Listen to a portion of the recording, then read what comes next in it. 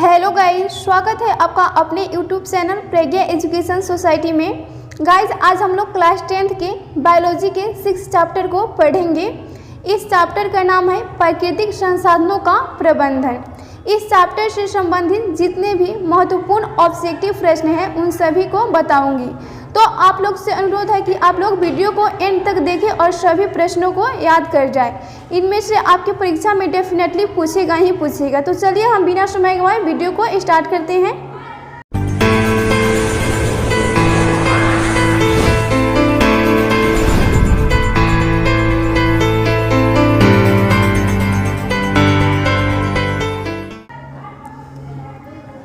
पहला प्रश्न है, निम्न में से कौन प्राकृतिक संसाधन नहीं है? तो पहले हम अच्छा से पढ़ते हैं क्या क्या ऑप्शन में दिया है। वायु, मृदा, जल, जीवधारी।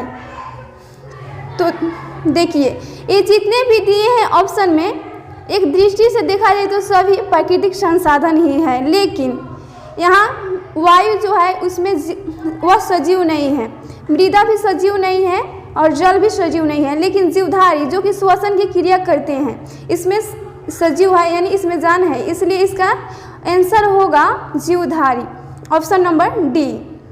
निम्न में से कौन प्राकृतिक संसाधन नहीं है? तो इसका ऑप्शन जीवधारी होगा। अच्छा से पहले क्वेश्चन को पढ़िएगा तब इसका आंसर होगा। वैसे देखा जाए तो जीवधारी भी प्राकृतिक संसाधन है, लेकिन ऑप्शन के अनुसार यहाँ जीवधारी माराएगा कि जीवधारी प्राकृतिक संसाधन नहीं है। नेक्स्ट प्रश्न देखते हैं।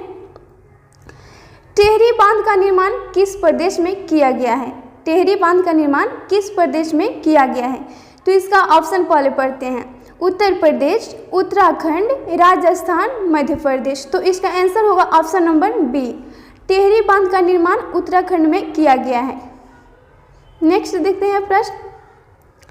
चिपको आंदोलन किससे संबंधित है? चिपको आंदोलन किससे संबंधित है? चिपको आंदोलन को सुंदरलाल बहुगुणा ने चलाया था। तो इसका मुख्य उद्देश्य क्या था? तो ऑप्शन पहले देखते हैं क्या दिया है। वन संरक्षण, मृदा संरक्षण, जल संरक्षण, वृक्षारोपण। तो इसका आंसर होगा ऑप्शन नंबर ए। वन संरक्षण के लिए सुंदरलाल बहुगुणा ने चिपको आंदोलन चलाया था। नेक्स्ट, सुरगम किस राज्य की जल संग्रहण व्यवस्था है?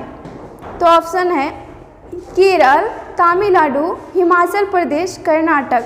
तो इसका आंसर होगा ऑप्शन नंबर डी। सुरगम वह कर्नाटक राज्य की जल संग्रहण करने की एक व्यवस्था है। नेक्स्ट, कौन सा अजैव निम्नीकरणीय कचरा है? कौन सा अजैव निम्नीय कचरा?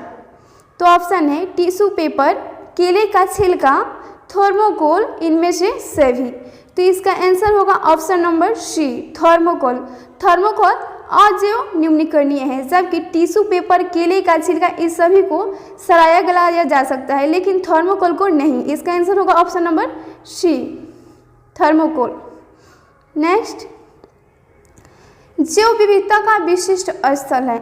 जैव विविधता का विशिष्ट स्थल क्या है? तो ऑप्शन है फसल क्षेत्र, नदी तट, समुद्र तट, वन। तो इसका आंसर होगा ऑप्शन नंबर डी, वन। जैव विविधता का विशिष्ट स्थल वन है। नेक्स्ट, कर्नाटक में जल संग्रहण स्थान को कहा जाता है। कर्नाटक में जल को सुरक्षित रखने के लिए जो अपनाया गया है विधि, उसको क्या कहते हैं? तो ऑप्शन है एरिस, सुरगम, आहार, कंटा। तो इसका आंसर होगा ऑप्शन नंबर डी, कर्नाटक में कट्टा। कर्नाटक कट्टा, याद रखिएगा लो, यह टिकली है। कर्नाटक में कट्टा जल संग्रहण को करने की एक प्रक्रिया है, जल को बचाए रखने की एक प्रक्रिया है। बिहार में आहार किया जाता है। नेक्स्ट, पृथ्वी पर ऊर्जा का मुख्य स्रोत है। हमारे धरती पर ऊर्जा का मुख्य स्रोत क्या है? तो इसका देखिए ऑप्शन क्या दिया है। कोयला, सूर्य, पानी, लकड़ी। तो इसका आंसर होगा ऑप्शन नंबर बी। यह क्वेश्चन पॉपुलर है, इसका तो जवाब सभी को पता होगा कि पृथ्वी पर ऊर्जा का एकमात्र स्रोत सूर्य ही है। नेक्स्ट, टिहरी बांध परियोजना का निर्माण किस प्रदेश में किया गया है? तो ऑप्शन है उत्तर प्रदेश, उत्तराखंड, राजस्थान, मध्य प्रदेश। तो इसका आंसर होगा ऑप्शन नंबर बी। टिहरी बांध परियोजना का निर्माण उत्तराखंड में किया गया है। नेक्स्ट, डैश वन संपदा का एक कारण है। तो ऑप्शन है मिट्टी, लकड़ी, तांबा, एल्युमिनियम। तो इसका आंसर होगा ऑप्शन नंबर बी। लकड़ी वन संपदा का एक उदाहरण है, लकड़ी। नेक्स्ट, निम्नांकित में कौन जैव अनिम्नीकरणीय पदार्थ है? जैव अनिम्नीकरणीय पदार्थ। तो ऑप्शन है डीडीटी, कागज, वाहित मल, इनमें से कोई नहीं। तो इसका आंसर होगा ऑप्शन नंबर ए। डीडीटी जैव अनिम्नीकरणीय पदार्थ है, जबकि कागज और वाहित मल अजैव निम्नीकरणीय पदार्थ है। इसका आंसर होगा ऑप्शन नंबर ए, डीडीटी जैव अनिम्नीकरणीय पदार्थ है, डीडीटी। नेक्स्ट, वर्षा जल का संचयन कहलाता है। वर्षा जल को इकट्ठा करने की प्रक्रिया जो होता है उसे हम क्या कहते हैं? तो ऑप्शन है जल प्रदूषण, जल शोधन, जल संचयन, भूमिगत जल का परिपूर्णन। तो इसका आंसर होगा ऑप्शन नंबर डी, भूमिगत जल का परिपूर्णन। भूमिगत जल का परिपूर्णन वर्षा जल को संचयन करना कहलाता है। नेक्स्ट, वन संपदा का एक उदाहरण है। वन संपदा का उदाहरण क्या है? तो ऑप्शन पहले अच्छा से पढ़िए।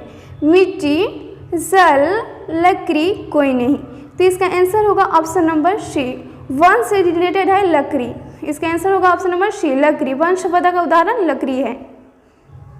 नेक्स्ट, निम्न में से कौन सा जैव अनिम्नीकरणीय प्रदूषक है? जैव अनिम्नीकरणीय प्रदूषक है। तो ऑप्शन है मलमूत्र, कृषि उत्पादित अपशिष्ट, घर की रसोई का कूड़ा, कीटनाशी। तो इसका आंसर होगा ऑप्शन नंबर डी, कीटनाशी। कीटनाशी जैव अनिम्नीकरणीय प्रदूषक है। नेक्स्ट, वन संरक्षण का उपाय है। वन संरक्षण का उपाय क्या है? वन को पेड़ पौधे के कटे से बचाए रखने का उपाय क्या है? तो ऑप्शन है नए वृक्षारोपण द्वारा, वनों की कटाई पर रोक, जनसंख्या वृद्धि पर रोक, इनमें से सभी। तो इसका आंसर होगा ऑप्शन नंबर डी, नए वृक्षारोपण द्वारा, वनों की कटाई पर रोक लगाकर और जनसंख्या वृद्धि पर भी रोक लगाकर हम वन संरक्षण को बचाए रखते हैं। इसका आंसर होगा ऑप्शन नंबर डी, इनमें सभी। नेक्स्ट,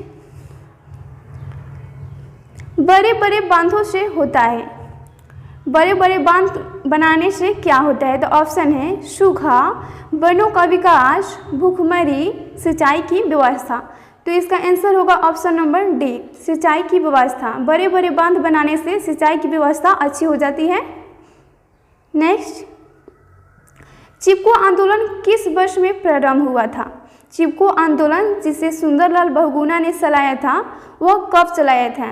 तो ऑप्शन है इसका 1970, 1980, 1985, 1990। तो इसका आंसर होगा ऑप्शन नंबर ए। चिपको आंदोलन को 1970 में सुंदरलाल बहुगुणा ने चलाया था। नेक्स्ट, गंगा कार्य योजना किस वर्ष प्रारंभ हुई थी? गंगा कार्य योजना किस वर्ष प्रारंभ हुई थी? तो इसका ऑप्शन देखिए क्या दिया है, 1980, 1985, 1990, 1995। तो इसका आंसर होगा ऑप्शन नंबर बी, 1985 ईस्वी में गंगा कार्य योजना की प्रारंभ हुई थी। गंगा को मतलब साफ सफाई करने के लिए। नेक्स्ट, निम्नलिखित में कौन सा प्राकृतिक संसाधन है? प्राकृतिक संसाधन पूछ रहा है। तो ऑप्शन है गंगा नदी, ईंटें, सीमेंट, बांध। तो देखिए यह तो बांध नहीं होगा क्योंकि यह मनुष्य ने बनाया है, सीमेंट भी मनुष्य ने बनाया है, ईंट भी मनुष्य ने बनाया है, इसलिए, और यह गंगा नदी, इसे यह प्राकृतिक है। इसका आंसर होगा ऑप्शन नंबर ए, गंगा नदी प्राकृतिक संसाधन है। नेक्स्ट, सरदार सरोवर बांध किस नदी पर निर्मित है? जो सरदार सरोवर बांध है वह किस नदी पर बनाया गया है? तो ऑप्शन है यमुना, गंगा, नर्मदा, तावा। तो इसका आंसर होगा ऑप्शन नंबर सी, नर्मदा नदी पर सरदार सरोवर बांध को बनाया गया है। नेक्स्ट, स्वच्छ जल का पीएच है, स्वच्छ शुद्ध जल का पीएच मान कितना होता है? तो ऑप्शन है 7, ग्रेटर देन 7 और लेस देन 7 और 0। तो इसका आंसर होगा ऑप्शन नंबर ए। जो शुद्ध जल होता है उसका पीएच मान 7 होता है, या जल उदासीन होता है जिसका पीएच मान 7 होता है। नेक्स्ट, कोलीफॉर्म है। कोलीफॉर्म क्या है? तो ऑप्शन है वायरस है, जीवाणु है, कवक है, कोई नहीं है।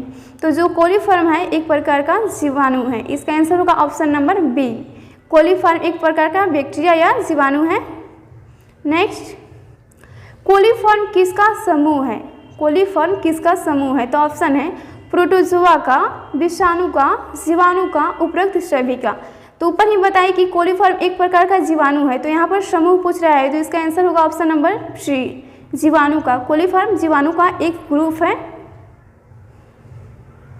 नेक्स्ट, निम्न में से कौन सा जैव निम्नीकरणीय प्रदूषक है? यहाँ पर जैव निम्नीकरणीय पूछता है, एक जैव अनिम्नीकरणीय भी होता है। अच्छा से पहले पढ़िएगा क्वेश्चन को।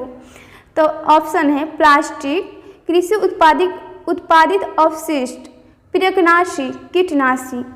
तो यहाँ पर जैव निम्नीकरण प्रदूषक पूछ रहा है, तो इसका आंसर होगा ऑप्शन नंबर बी, कृषि उत्पादित अवशिष्ट।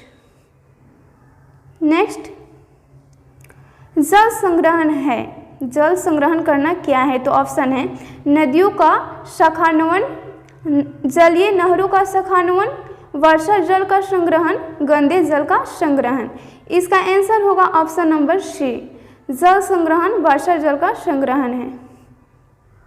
नेक्स्ट, निम्न में से प्राकृतिक संसाधन है। प्राकृतिक संसाधन कौन है? जो ऑप्शन दिया है तो पहले ऑप्शन पढ़िए। कोयला, वन्य जीवन, वन, ऊपर दिए गए सभी। तो कोयला, वन्य जीवन, वन, ये सभी प्राकृतिक संसाधन है। इसका आंसर होगा ऊपर दिए गए सभी, डी, ऑप्शन नंबर डी सही होगा। नेक्स्ट, भारत के किस प्रदेश में नहर सिंचाई परियोजना को कल्लू के नाम से पुकारा जाता है? तो इसका देखिए ऑप्शन क्या दिया है, हरियाणा, पंजाब, हिमाचल प्रदेश, मध्य प्रदेश। तो इसका आंसर होगा, जो भारत में हमारे देश में नहर सिंचाई परियोजना को कल्लू के नाम से पुकारा जाता है, तो वो हिमाचल प्रदेश में। इसका आंसर होगा ऑप्शन नंबर सी, हिमाचल प्रदेश। नेक्स्ट,